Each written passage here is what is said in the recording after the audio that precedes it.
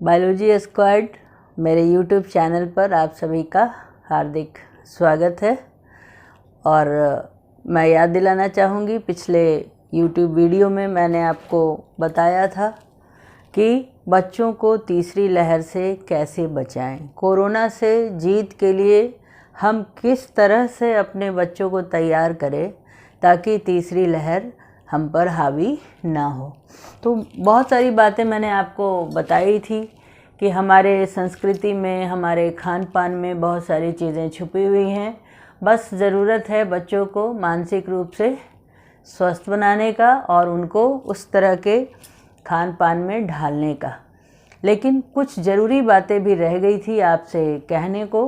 तो आइए चलते हैं कोरोना की तीसरी लहर से बच्चों को हम कैसे तैयार कर सकते हैं इसके अगले एपिसोड में।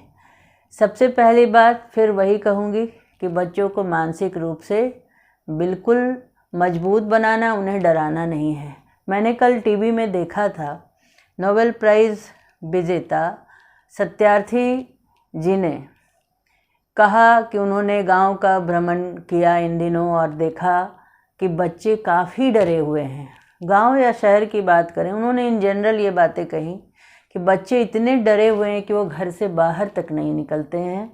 और वो कहते हैं कि बाहर निकलने पर इस तरह से सुई दे दी जाती है और बहुत तरह के डर की बातें उन्होंने बताई। वो भी बहुत चिंता व्यक्त कर रहे थे। तो मैंने भी आपको बताया था कि बच्चे का मन बहुत ही कोमल होता है और उसमें डर बिल्कुल नहीं बिठाना चाहिए। तो खान पान में मैंने आपको बताया था कि जो हमारा मसाला है या जो भी हम खाते हैं, चावल दाल, इन सारी चीज़ों को बच्चों को देना है। बच्चों को दूध भी देना है, दूध ज़रूर देना है बच्चों को, और इससे उनके शारीरिक ज़रूरत जो है वो पूरी होती है।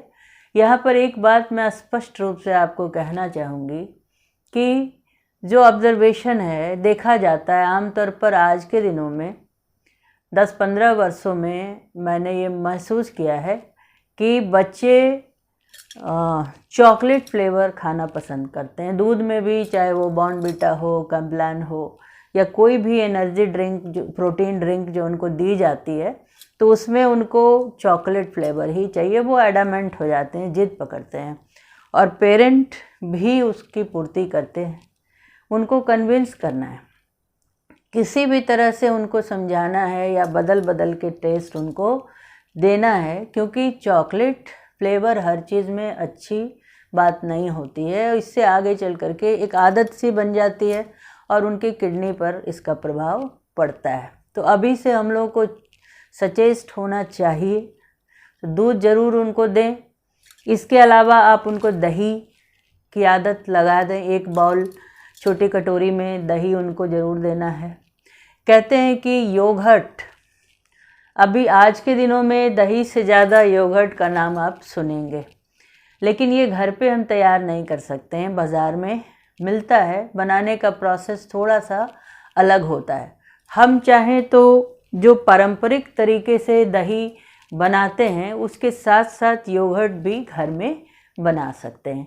क्या करना है, एक बार बाज़ार से आप उसको परचेज़ कर लें, ख़रीद लें, और दूध को गर्म करना है, ज़्यादा गर्म करना है। जैसे दही के लिए हम दूध को बहुत ल्यूकवार्म करते हैं, सुसुम करते हैं, तो उसमें जोरन डाल करके और ढक देते हैं। इसमें आपको क्या करना है, इसमें दूध को थोड़ा ज़्यादा गर्म करना है और बाज़ार से जो योगर्ट लाते हैं उसको थोड़ा सा डाइल्यूट कर लेना पानी मिला करके, और उसको क्या करना है कि थोड़ा सा, और दूध आप गर्म करके रखेंगे तो हम लोग जानते हैं कि दूध के ऊपर छाली जम जाती है, उसकी परत एक जम जाती है, तो उस परत को जमे रहने देना है। और इधर हम लोग को क्या करना है कि जो योगर्ट है उसको थोड़ा सा पानी से पतला करके और गर्म पानी में डुबो करके थोड़ी देर रखना है। तो उससे क्या होता है कि वो थोड़ा सा खट्टा हो जाता है और जोरन अच्छा बनता है। फिर इस तरीके से जोरन डालना है कि उसका जो ऊपर में छाली पड़ा हुआ है दूध के बर्तन में, वो छाली उसका डिस्टर्ब ना हो। साइड से आप वो जामन को डाल दें, योगर्ट को, और फिर उस पॉट को पानी से भरे बर्तन में ही डुबो करके रखें, उसको ढक दें। तो आपका घर में योगर्ट तैयार हो जाएगा और इसका उपयोग आप कर सकते हैं। कहते हैं कि दही से ज़्यादा मात्रा में प्रोटीन ये हमारे शरीर को देता है। प्रोटीन और पोषक तत्व ज़्यादा मात्रा में योगर्ट से हमें प्राप्त होता है, इसीलिए ऐसा प्रयास हम लोग कर सकते हैं। और अगर नहीं मिल रहा है, लॉकडाउन चल रहा है, बंद है, दुकानें बंद हैं, या बहुत सारे जो है बहुत दूरवर्ती क्षेत्र होता है वहाँ योगर्ट नहीं मिल सकता है, तो आप इसको भूल जाएं, कोई बड़ी बात नहीं है। दही का ही उन्हें रेगुलर आदत लगा सकते हैं। लेकिन कुछ बच्चों को दही खाने के साथ उनको खांसी आने लगती है या सर्दी हो जाती है, तो ऐसे बच्चों के लिए आपको क्या करना चाहिए कि जीरा को भून करके पाउडर बना के रखना चाहिए और उसके साथ उनको दही, थोड़ी थोड़ी ताज़ी दही बासी बिल्कुल उनको ना दें, खट्टी दही नहीं दें, उनको बिल्कुल ताज़ा और रात का जमा सुबह में आप उनको दे सकते हैं, तो उसको हानि नहीं करेगा। दही एक बहुत बड़ा स्रोत है विटामिन B12 का। और इसके बाद आप बच्चों को इसके अलावा पनीर है, लेकिन पनीर आपको बाहर से लेना होगा और बाहर ताज़ा पनीर नहीं मिल सकता है, या जो पनीर तैयार किया जाता है उसमें मिलावट होती है, या फिर उसको वो खट्टे पानी से उसको फाड़ते हैं तो इसमें एक बदबू सी आ जाती है। तो आप ऐसा कर सकते हैं कि दूध को ही नींबू से फाड़ लें और छेना निकाल करके बच्चे को दें। ये बहुत अच्छा प्रोटीन का सोर्स है और उसके साथ साथ बच्चे को विटामिन्स भी मिल सकता है। लेकिन ऐसा नहीं है कि हर समय बच्चों को इस तरह के भोजन को आप दें और उनके टेस्ट का ख्याल नहीं रखें, तो बीच बीच में आप उनको फास्ट फूड भी दे सकते हैं, हानि नहीं करेगा। जब बहुत तरह की चीज़ों को हम खाते हैं तो फास्ट फूड है, मैगी है, जो भी हानि नहीं करता है। आप बच्चों को इमली भी दे सकती हैं। इमली बहुत अच्छा चीज़ होता है, टैमरिंड। और ऐसे तो आप जानते हो कि साउथ में इमली का बहुत प्रयोग होता है, लोग रसम बनाते हैं, या जो भी अगर हम लोग इडली डोसा तैयार करते हैं तो उसके साथ वो चटनी बनाने के लिए चाहिए होता है, या फिर इधर बिहार झारखंड वगैरह में होली में इमली का बहुत ज़्यादा प्रयोग किया जाता है, उनकी चटनी तैयार की जाती है। लेकिन एक बहुत ही कॉमन डिश हुआ करता था हम लोगों के समय में, जब हम छोटे थे, स्कूल जाया करते थे, तो उस टाइम ये बहुत मिलता था और अभी उतना चलन नहीं है। तो हमने सोचा क्यों नहीं हम आपको बता दें कि इसको कैसे तैयार करना है। चटपट तैयार होने वाला एक चटपटा सा डिश है, बच्चों को बहुत पसंद आता है, बड़ों को भी खाना चाहिए, ये हानि नहीं करेगा। क्योंकि मैं आपको पहले बता देना चाहूँगी कि जो इमली होता है ये इसमें एंटीऑक्सीडेंट पाए जाते हैं, जो कि हमारे शरीर में जो टॉक्सिन्स होते हैं ना, जो विष बनते रहते हैं, उनको ख़त्म करता है। दूसरी बात ये है कि जैसे मान लीजिए कि कोई इन्फेक्शन हो गया और बॉडी में इन्फ्लामेशन, जिसको हम लोग कहते हैं बुखार का आ जाना, स्वेलिंग हो जाना, दर्द होना, इसके लिए इन्फ्लामेशन शब्द यूज़ करते हैं। तो एंटी इन्फ्लामेटरी मानते हैं इमली को। इमली से वो जो इन्फ्लामेशन का जो असर होता है वो भी कम होता है। और तीसरी जो बहुत ज़रूरी बात है कि ये एंटी अस्थमा होता है, दमा को रोकता है। तो इन सारी चीज़ों को देखने से हम ये कह सकते हैं कि ये लंग के लिए अच्छा है, स्वाद के लिए अच्छा है। दूसरा, ये एंटी बैक्टीरियल होता है। आप प्रकृति ने हमें आदत दी है, आप देखेंगे कि महिलाओं को खट्टा खाने की ज़्यादा आदत होती है। क्यों होती है आदत? उनको प्रकृति ने ये आदत दी है कि वो इन्फेक्शन से बचे रहें। क्यों? क्योंकि उनका जो यूरिनोजेनाइटल ट्रैक्ट होता है, यानी कि जो प्रजनन मूत्र जो तंत्र है वो खुला होता है, और खुला होने की वजह से उनको इन्फेक्शन का चांस बहुत ज़्यादा रहता है। इसीलिए उनको भगवान ने खट्टा खाने की आदत दी है ताकि वो इन्फेक्शन से बचें। तो हम लोगों का ये जो दौर चल रहा है, कोरोना का दौर चल रहा है, और ऐसे समय में आप देख रहे हैं कि म्यूकरमाइकोसिस का एक हल्ला हो रहा है और सही में लोग परेशान हो रहे हैं। तो ऐसे समय में बचने के लिए हमें इन चीज़ों की ज़रूरत भी पड़ेगी। थोड़ा सा ट्रेडिशनल फूड से हट करके बीच बीच में हम लोगों को चटपटा चीज़ भी खाना चाहिए। और इसके लिए इमली का एक डिश मैं आपको बताऊंगी, बहुत इंटरेस्ट के साथ मैंने इसको आपके लिए प्रिपेयर किया है, और इसको आलू कचालू बोलते हैं। छोटे बच्चे लोग राइम्स में गाते हैं, आलू कचालू बेटा कहाँ गए थे, बंदर की झोपड़ी में सो रहे थे। ऐसे ही है राइम्स। अब तो मैं भूल गई हूँ, बहुत दिन हो गया राइम्स को पढ़े हुए। देखिए मैंने आपके लिए कुछ कंपोनेंट्स को पूरी तरह से तैयार करके रखा हुआ है। ज़्यादा समय इसमें मैं नहीं लेना चाहूँगी क्योंकि हमारा कंटेंट बहुत इम्पॉर्टेंट है, जिसमें ये भी जुड़ा हुआ है कि हम अपने बच्चों को कैसे अच्छे से अच्छा और सुरक्षित और इस तरह का खान पान दें ताकि वो इन्फ्लामेशन से, इन्फेक्शन से बचे रहें। उनका शरीर जो है उसमें प्रतिरक्षा तंत्र, जिसको हम लोग इम्यून सिस्टम बोलते हैं, तो वो जो रोगरोधी क्षमता जो उनकी है, इम्यून पावर जो है वो बनी रहे। तो आपके लिए हमने 1-2 आलू को बॉईल किया है। ये बॉइल्ड पोटैटो है और इसको आप स्लाइस में काट लें इस तरह से। थोड़ा सा हल्का मोटा ही रहेगा, बहुत ज़्यादा बोटानिकल स्लाइस नहीं काटना है। तो इस तरह से इसको आप काट लीजिए मज़ेदार ढंग से। और मैंने यहाँ पर आप देखिए इमली को अच्छे पानी में फुलाया हुआ है, लेकिन इतना ही कंसिस्टेंसी चाहिए, इससे ज़्यादा गाढ़ा नहीं बनाना है आपको। और जो ये वाइट सफ़ेद नमक है, आप सफ़ेद नमक को इसमें मिला दीजिए स्वाद के अनुसार। ऊपर से डालने में ये अच्छी तरह से मिलेगा नहीं, इसको मिला लेना है। और इसके बाद बस आपका डिश लगभग 80% तैयार हो गया है। आप इस आलू कटे हुए जो स्लाइसेस हैं आलू के, इसको आप ले लीजिए, बॉल में ले लीजिए, या जो बच्चे के लिए सूटेबल, आजकल तो बहुत कलरफुल भी बच्चों के लिए आते हैं खाने के बर्तन, जिसमें बच्चा पसंद करता है आप, या इसको हम लोग उनको इको फ्रेंडली बनाने के लिए हम लोग पत्ते के दोने में भी दे सकते हैं। अगर इस लॉकडाउन में अवेलेबल नहीं है सब जगह तो भूल जाइए, बर्तन में ही बनाइए इसको। अब ये इमली पानी, इसमें नमक भी मिला हुआ, इसमें डाल दीजिए, इसमें डालना है।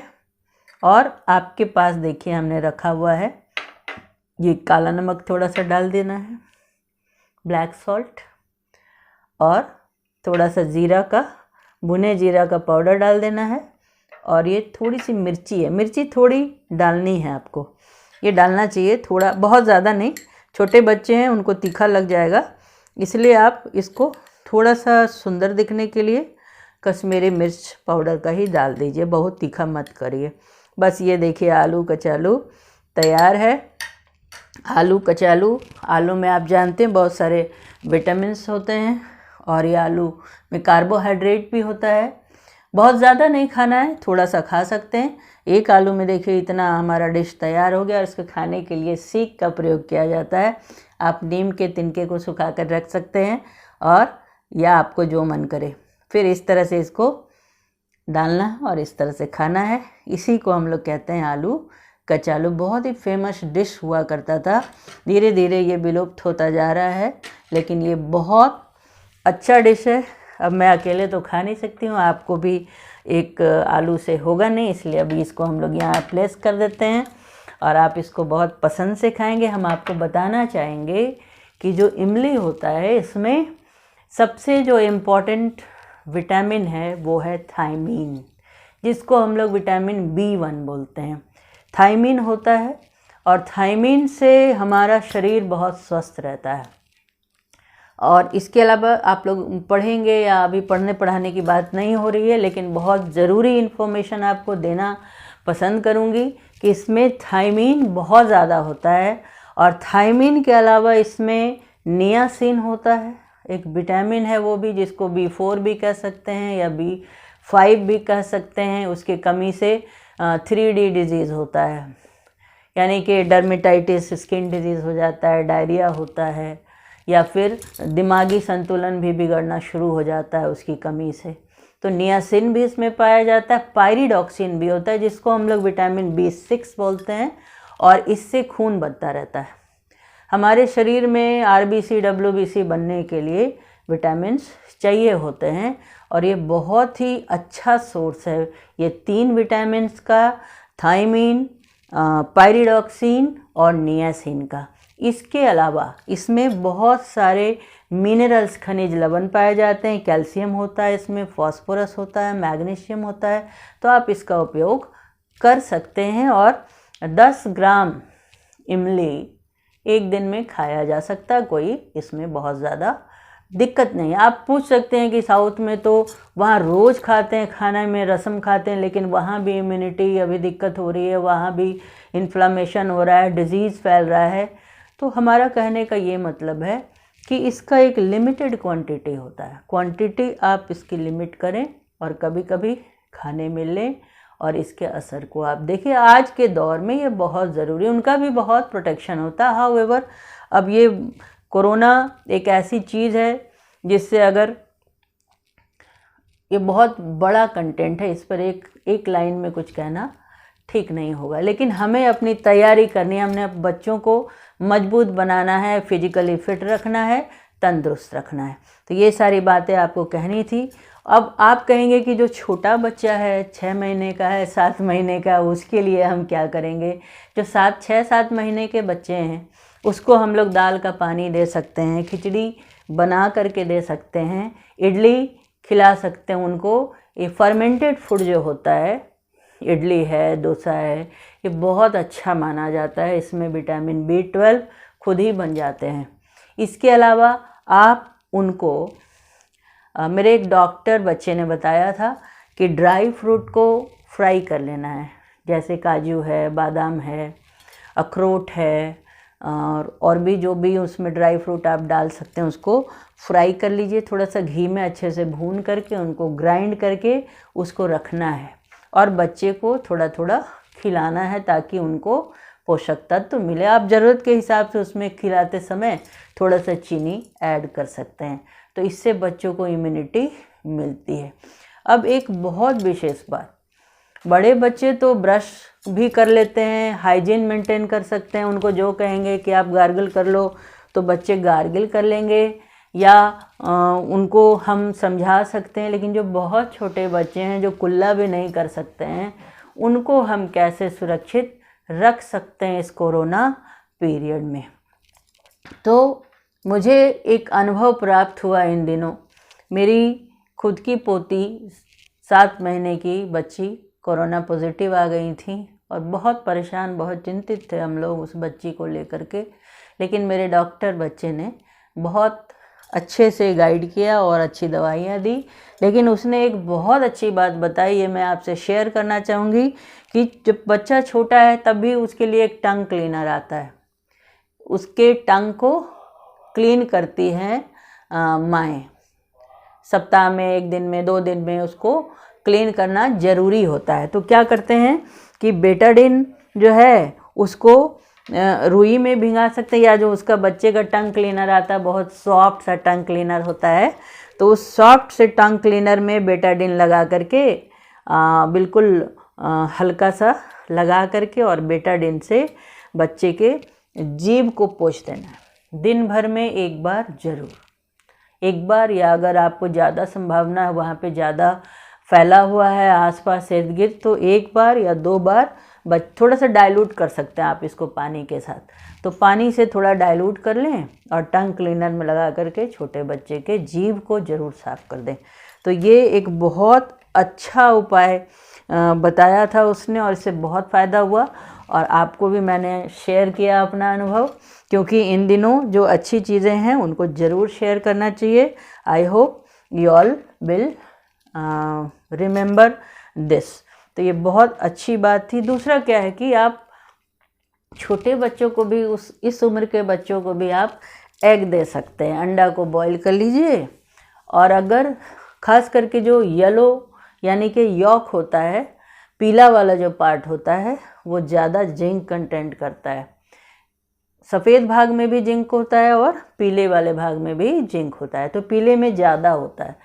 तो क्या करना है, उस छोटे बच्चे को पीला वाला जो यॉक है उसको थोड़ा थोड़ा करके खिलाना है। आप उसमें चाहें तो थोड़ा सा नमक मिला सकते हैं, या फिर आपके यहाँ अगर नहीं चलता हो, नॉन वेजिटेरियन, ऐसे अंडा को आप दोनों श्रेणी में रख सकते हैं। और अभी के का जो दौर है इसमें बहुत ज़रूरी है, अगर आप कर सकते हैं तो अंडा ज़रूर शामिल करें, और नहीं तो फिर दूध का छेना बनाइए, थोड़ा थोड़ा सा छेना ही बच्चे को खिलाइए ताकि उसे भी पोषक तत्व मिलता रहे। आप बिल्कुल डरे नहीं।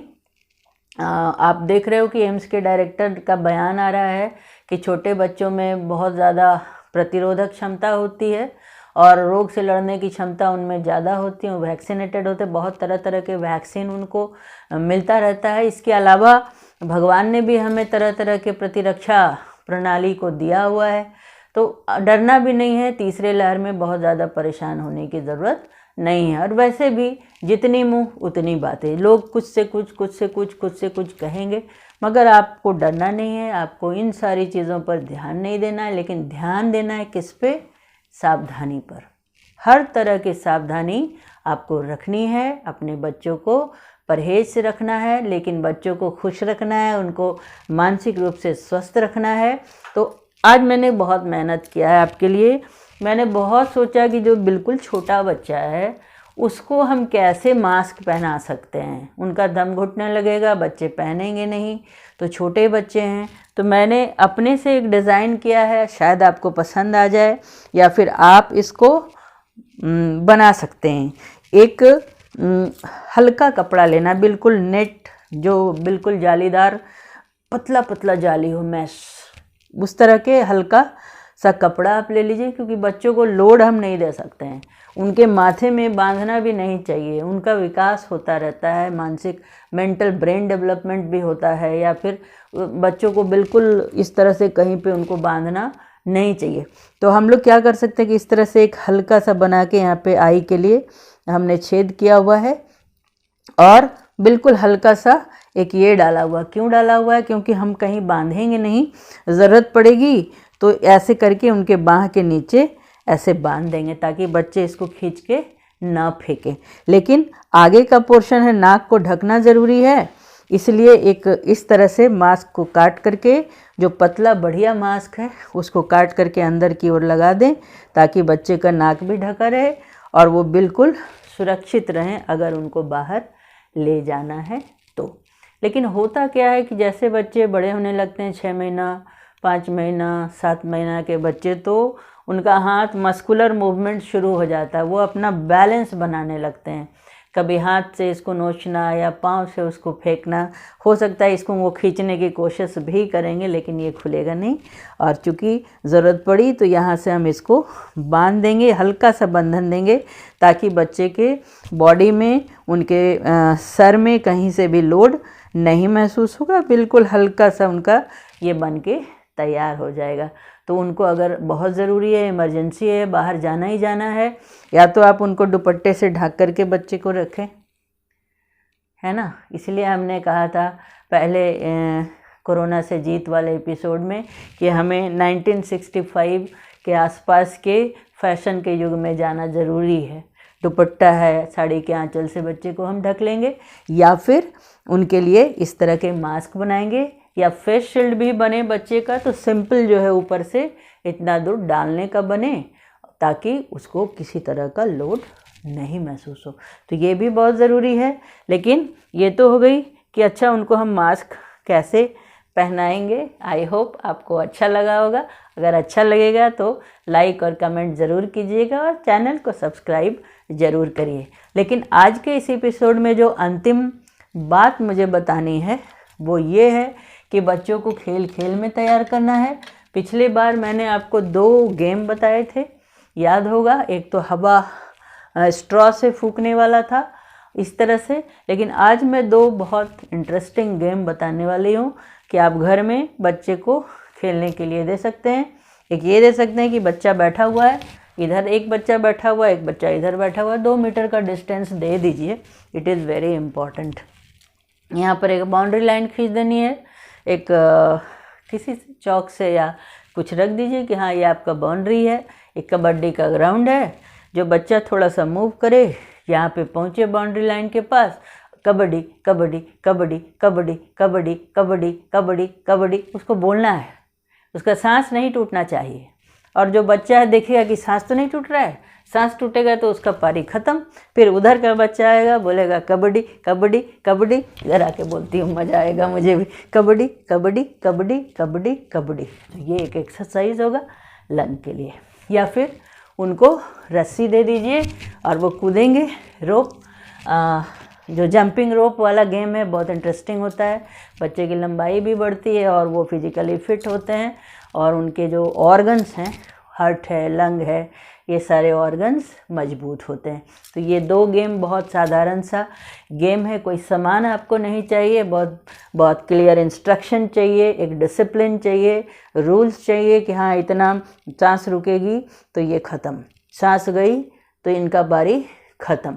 तो इस तरह से हम लोग अकेले बैठ के भी कबड्डी खेल सकते हैं। अगर एक ही बच्चा है तो एक बार इधर से बोलेगा, एक बार इधर से बोलेगा ये। और देखिए बहुत ही एक सस्ता इक्विपमेंट है, मैंने आई थिंक 290 रुपीज़ में इसको मंगवाया है फ्लिपकार्ट से। इसको स्पायरोमीटर बोलते हैं। ये स्पायरोमीटर है, इसमें 3 बिल्कुल लाइट बॉल्स दिए हुए हैं और यहाँ से इसको फूकना पड़ता है, इनको खींचना पड़ता है, सक। आप इसको सक करेंगे तो धीरे धीरे ये बॉल ऊपर आता है, एक यहाँ सटेगा, फिर ये दूसरा सटेगा, फिर ये तीसरा सटेगा, फिर तीनों एक साथ धम से गिर जाता है। ये भी बहुत अच्छा गेम है, ये बच्चे भी करें, बड़े भी करें। बड़े के लिए भी एक डेमो मैंने दिया, बस इसी तरह से करना है और ये पूरा उड़ जाएगा। और बड़े छोटे बच्चे बड़ों को भी समझते हैं, उनको जब लगेगा कि आप इतने क्यूरियस हो उनके लिए, तो वो भी आपके लिए बहुत सोचेंगे, आपकी बात मानेंगे, आपका भी ख्याल रखेंगे।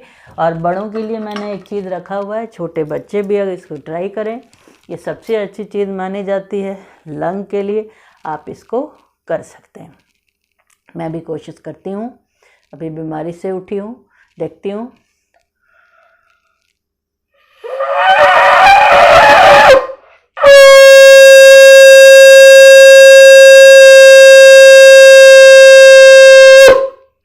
I am fit and fine, ये प्रूव हो गया, मैं बिल्कुल स्वस्थ हूँ। तो आप इसका एक्सरसाइज ज़रूर करें। आज के लिए बस इतना ही। छोटे बच्चों को सुरक्षित रखें, उनको समझाइए कि हमको उससे लड़ना है, फाइट करना है, डरना नहीं है। और अब तक के लिए बाय, फिर मिलेंगे। मेरा नेक्स्ट वीडियो आप ज़रूर देखेंगे और सब्सक्राइब ज़रूर करिए ताकि मैं आपके लिए अच्छी अच्छी इन्फॉर्मेशंस लाती रहूँ। आज के लिए इतना ही, बाय।